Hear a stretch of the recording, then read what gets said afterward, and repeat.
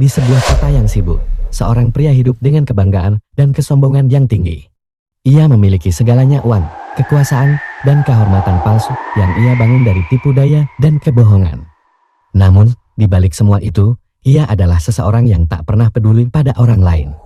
Baginya, dunia adalah tempat untuk dimanfaatkan, dan orang lain hanyalah alat untuk mencapai tujuannya. Suatu hari, ia bertemu dengan seorang ibu tua yang menjual kue di pinggir jalan.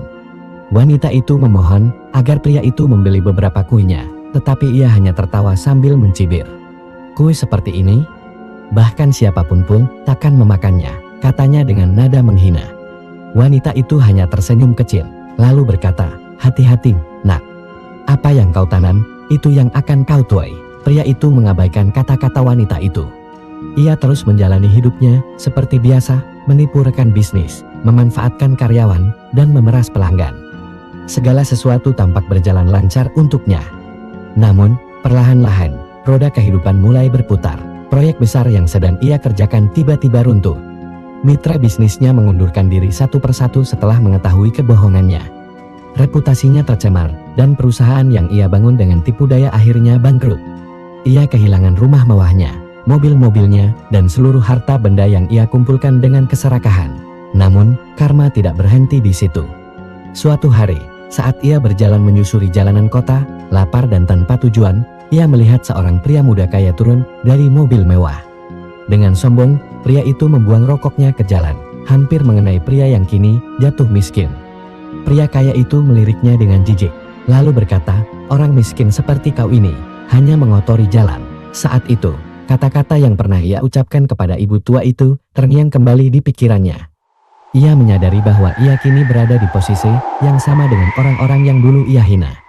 Namun, berbeda dengan dirinya dulu, tidak ada seorang pun yang peduli atau mau membantunya. Dalam keputusasaan, ia mencoba mencari pekerjaan, tetapi setiap pintu yang ia ketuk tertutup rapat.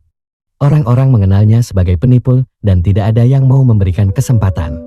Ia hidup dalam kemiskinan, menggantungkan hidup pada belas kasihan orang-orang yang dulu ia anggap tidak berharga. Suatu malam, dalam dingin dan lapar, ia melihat seorang wanita tua dengan keranjang penuh kue berjalan menghampirinya. Wanita itu adalah orang yang pernah ia hina bertahun-tahun lalu. Dengan senyum lembut, wanita itu memberinya sepotong kue dan berkata, "Nak, hidup memang keras, tapi tidak ada yang terlambat untuk berubah. Apa yang kau tanam memang sudah kau tuai, tapi kau masih punya waktu untuk menanam hal yang baru." Pria itu menerima kue itu dengan tangan gemetar. Air mata membasahi wajahnya. Untuk pertama kalinya dalam hidupnya, ia merasa malu dan menyesal atas semua yang telah ia lakukan. Ia menyadari bahwa karma bukan hanya hukuman, tetapi juga pelajaran, kesempatan untuk memperbaiki diri dan menjadi lebih baik.